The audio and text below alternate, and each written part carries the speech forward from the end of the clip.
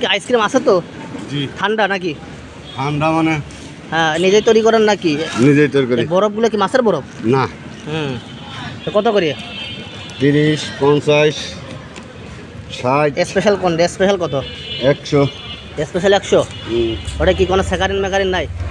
এই মালের ভিতরে যদি স্যাকারিন পান তাহলে 500 টাকা জরিমানা দেবো। আচ্ছা আচ্ছা। তো মাছের বরফ নিয়ে দিয়ে বিক্রি করতেছেন আপনি? ও তো মাছের বরফ। কোন দিয়ে? ওই যে ওইটা। তো পানি খাওয়ার সমস্যা হবে না? তো দেন আমাদের কয় টাকারটা নেবো ভাই? 30 টাকারটা। দিচ্ছি বাবা। তো সকাল থেকে বিক্রি করে বেড়াচ্ছে না?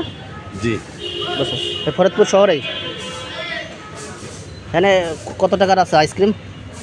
আইসক্রিম যদি বিক্রি হয়ে যায় তাহলে 2500 টাকা নামবে। 2500 টাকা? কত অনেক টাকার আছে। নিজের বাড়িতেই তৈরি করেন এগুলা? এগুলো না আমি তৈরি করি। আর দুধ কি গাভী আছে বাড়ির? কিনা ফার্মের। ফার্মের? আচ্ছা আচ্ছা। তো দেন খেয়ে দেখি কেমন হয় আর কি। আলহামদুলিল্লাহ। ঠিক আছে, ধন্যবাদ।